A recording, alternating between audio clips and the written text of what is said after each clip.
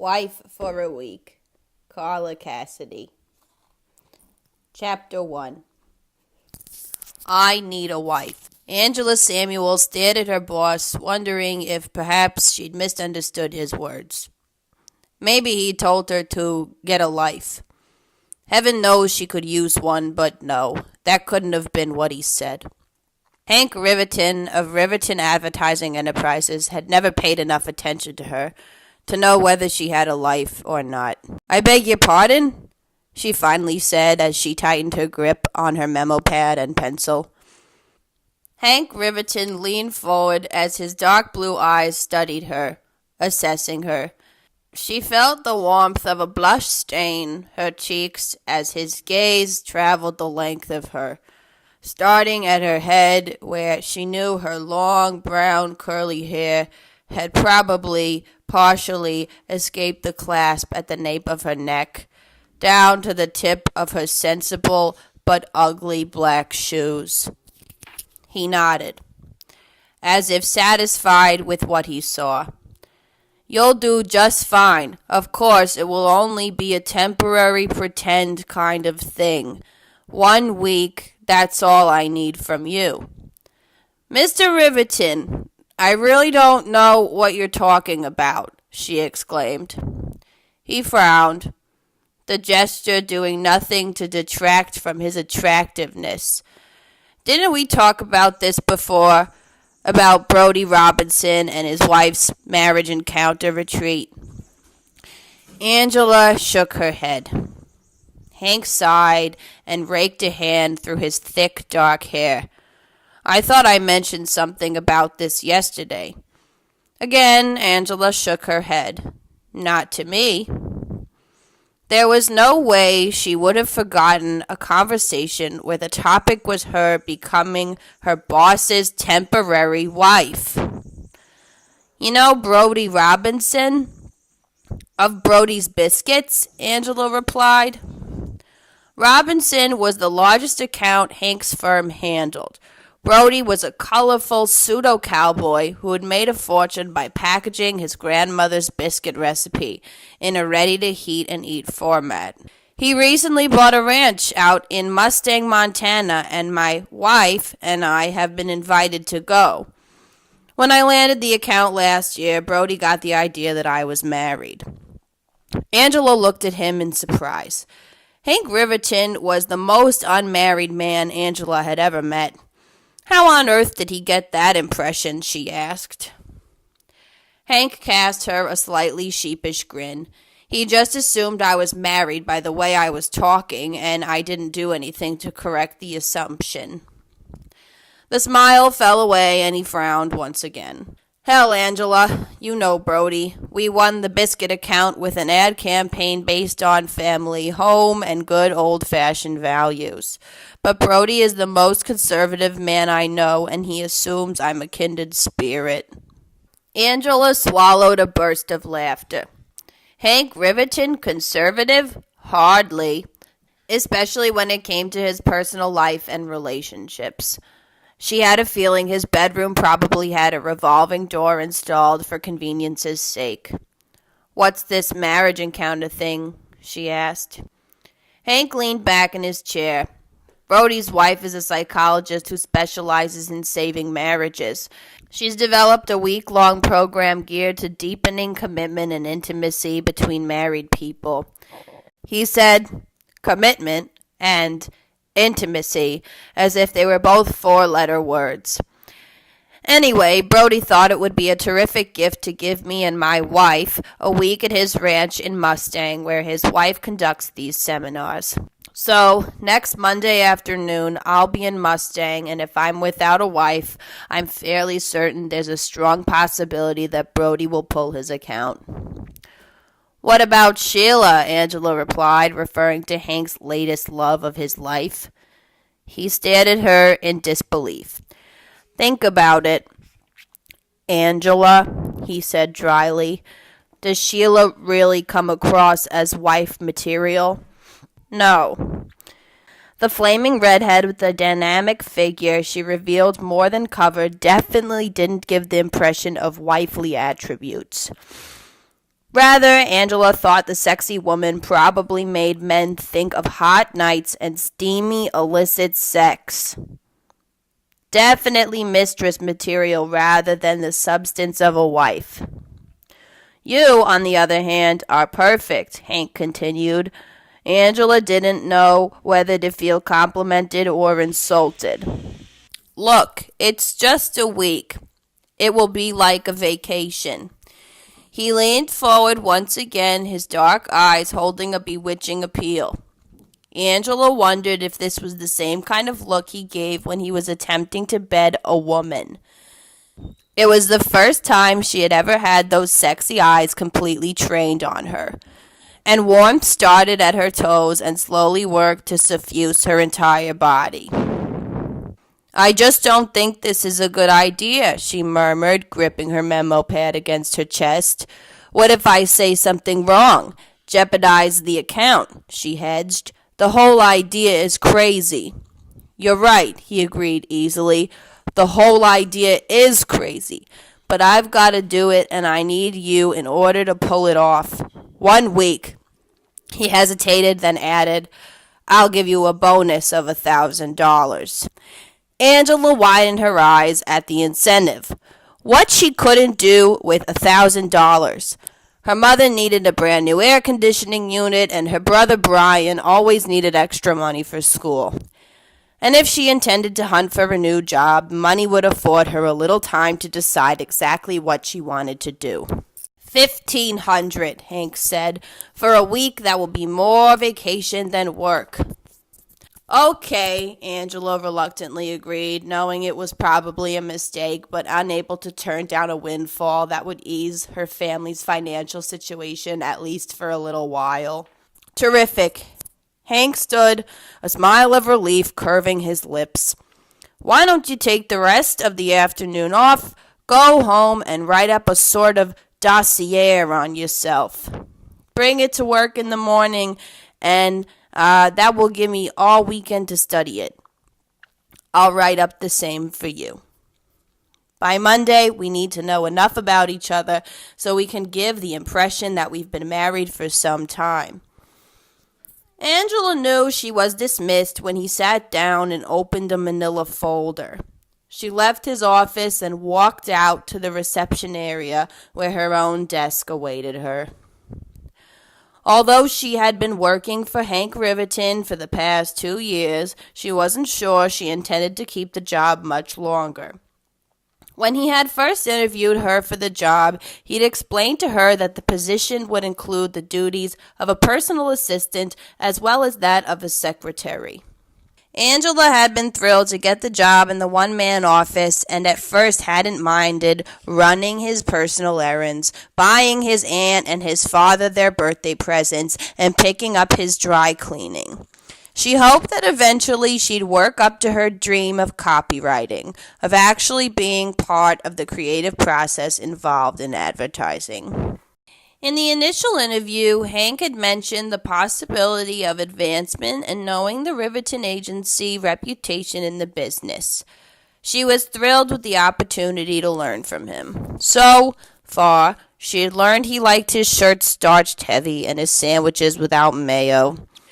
She discovered his average dating time for any one woman was about 3 weeks, and he always sent flowers when he dumped them. Although she'd felt she'd learned too much in the past 2 years, she had no way of putting her knowledge to use. She felt wasted and wanted more from her job. She quickly cleared off the top of her desk, but paused at the large picture of her boss that graced the wall opposite of her. Hank Riverton. At the age of 33, he was already highly successful in the advertising business despite his relative youth and the fact that he neither worked on the East Coast or the West, but instead out of Great Falls, Montana. He was a hunk, no question about it. His dark hair was thick and wavy, his eyes midnight blue.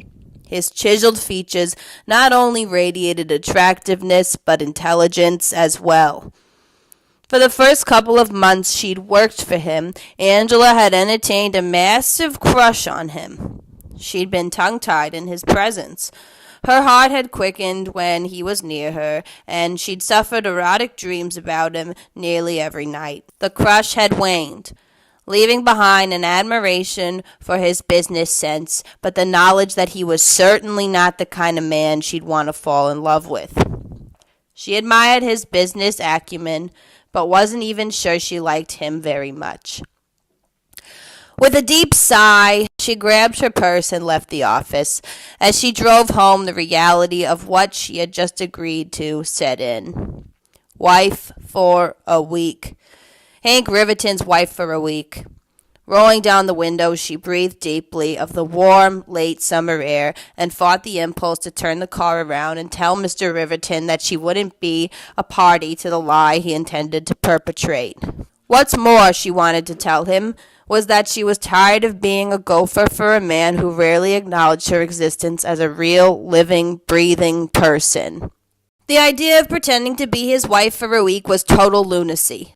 The idea of collecting $1,500 for the moment of insanity was frighteningly comforting. It isn't fair to perpetrate a lie, take money for doing it, then quit the job, a little voice whispered in her head.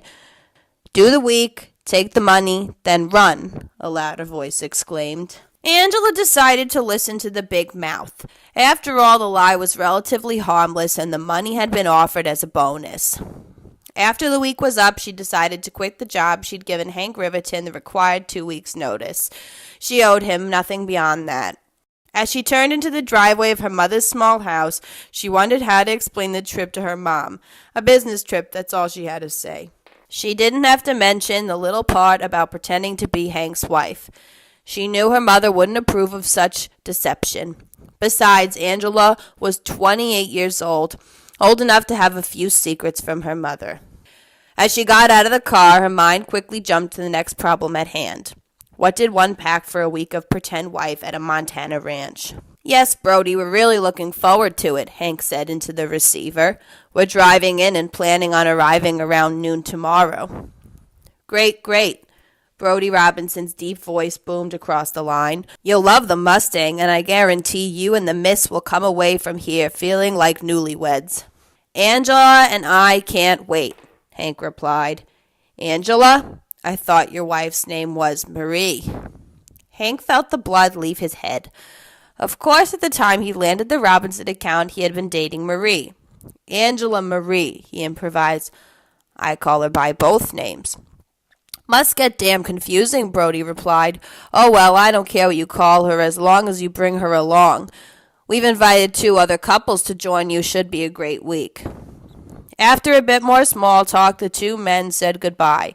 Hank leaned back on the sofa and drew a deep breath. He hated the deception he was about to pull, but he talked himself into a corner and didn't know any way to get out of it. He picked up the dossier Angela had given him on Friday. He hadn't had time to look at it until this moment, which gave him less than 24 hours to learn what he could about her. Funny, she had been working for him for almost 2 years, and he didn't know anything about her personal life. Of course, he had no reason to care until now. She was highly efficient, nearly invisible, as she had accomplished all the tasks that made his business and personal life run smoothly. He frowned, surprised to discover he couldn't bring a clear picture of her into his mind. He wasn't sure if her eyes were blue or brown, although he did recall that her hair was a nondescript brown and usually untidy. Still, her features remained indistinct, and the only other thing he could bring to mind about her was the fact that she had always worn ugly, black, sensible shoes. At least he wouldn't have to worry about somehow getting carried away in the role playing. His mousy secretary wasn't his type at all, and that's what made her so perfect for the part. With a sigh, he got up and crossed the living room. He was not looking forward to the coming week. 7 days in a little cow town, learning how to develop deeper intimacy, wasn't his idea of a vacation. Intimacy. What every woman longed for and what every man abhorred. Hank didn't want some woman inside his head knowing his thoughts, sharing his dreams. He'd seen what love and intimacy had done to his father. Hank's mother had died when Hank had been 5, and for years Hank watched his father build a dry-cleaning empire through long hours and hard work. Then a year ago, Harris Riverton had remarried and had been transformed from a sharp businessman to a doddering old fool who loved nothing more than puttering in the garden with his new bride. No way Hank ever wanted to lose his edge, share his energy, compromise his needs for any woman. Speaking of women, he looked at his watch and stood. He was supposed to pick up Sheila in 15 minutes for their customary Sunday night dinner together. An hour later, he and Sheila sat at the table in Sam's Steakhouse, Hank's favorite restaurant. The decor was uninspiring, the ambiance unmemorable, but the steaks were huge and colored to perfection. As Hank dug into his rare T-bone, Sheila picked at a salad, her dainty features pulled into a frown of petulance. She'd been angry with him ever since he told her he'd be gone for the next week on business. She pouted until he'd almost finished his steak. "Are you sure you can't get back in town in time for the fundraiser on Friday night?" She finally broke the silence that had lingered between them. "Sorry, honey, it's impossible. There's no way I can be back in town before Sunday." "But you're the boss. Can't you just make somebody else do whatever business it is that has to be done? The cocktail party is so important. Everyone who is everyone will be there." Sheila's normally buttery smooth voice became a plaintive whine. "I was so looking forward to it. I bought a gorgeous new dress and even managed to get a hair appointment with Pierre." "You could still go to the party without me," Hank said, wondering why he'd never noticed before that Sheila's blue eyes had the cold, hard glare of a woman who liked to get her own way. "Mustang is only a couple hours away. You could drive in for the party, then drive back for business early on Saturday morning." She pressured, the hardness in her eyes deepening. Hank set his fork down and shoved his plate aside. "Sheila, I'm sorry I said I can't make it, and I mean it. There will always be another fundraiser, another cocktail party." Sheila took a sip of her wine, her red lipstick staining the rim of the glass. She had set the glass down, then reached across the table for Hank's hand. "What is little Sheila going to do for a whole week without her lover bear?" Hank hated it when he talked to her like that, the baby talk, and he suddenly realized there was a little about Sheila he really liked. Granted, the woman had a dynamite face and figure, but she was also spoiled and demanding. They had very little in common with each other, and he had a feeling Sheila liked him more for his image and the challenge he presented than anything else. It was time to call an end to the 3-week dating frenzy he'd shared with the attractive woman. As the thought crossed his mind, relief flowed through him, confirming that it was definitely time to end it. He wiped his mouth with his napkin, struggling to find the right words without hurting her feelings or her dignity. "Sheila, you're so nice, beautiful woman, and I've really enjoyed the time we've spent together," he began. "You're kissing me off, aren't you?" Gone was the buttery tone as well as the baby talk. Instead, her voice radiated anger. "I can't believe this. All my friends warned me about you, Hank Riverton. They told me not to date you. They said that you are a professional heartbreaker." "Sheila," Hank winced, but the woman continued. "You just wait, Hank." She pushed back from the table and stood, looking more beautiful than ever, with her ample chest heaving and her blue eyes flashing. "One of these days you're going to give your heart to some woman. You're going to love her more than anything on earth, and I hope she takes your heart and smashes it into little pieces." With these words, she whirled around and stomped away from the table. Hank fought with a surge of regret as he watched the sexy sway of her backside in retreat. He imagined Sheila was probably a good lover, but he hadn't experienced her expertise in a particular area. Although she had given him all the right signals nearly every night they'd gone out, he hadn't responded. She knew Sheila would see lovemaking as a prelude to a wedding band, and that's the last thing Hank wanted. Besides, it was difficult to picture making love to a woman who baby talked. He was also sorry if he'd hurt her, although he knew Sheila would be fine with or without him. She was one of those women who would always have a man at her side. Like him, she was a survivor in the game of relationships. He shoved any lingering regrets aside and waved to the waiter for his check. "Goodbye, Sheila," he murmured to himself, somehow relieved that there would be no more dates with her. Besides, it seemed fitting that he had broken up with Sheila tonight. After all, the first thing in the morning he would be a married man. As soon as he waited for the waiter to return with his check, he thought of his secretary, the woman who would play his wife. Angela was exactly the kind of woman Brody would approve of. Rather plain and quiet, dutiful and efficient. She had all the qualities of an old-fashioned traditional wife. And best of all, she was definitely no threat to Hank's bachelorhood. He smiled as he thought of Sheila's parting words. She hoped some woman broke his heart. He laughed aloud at the very thought.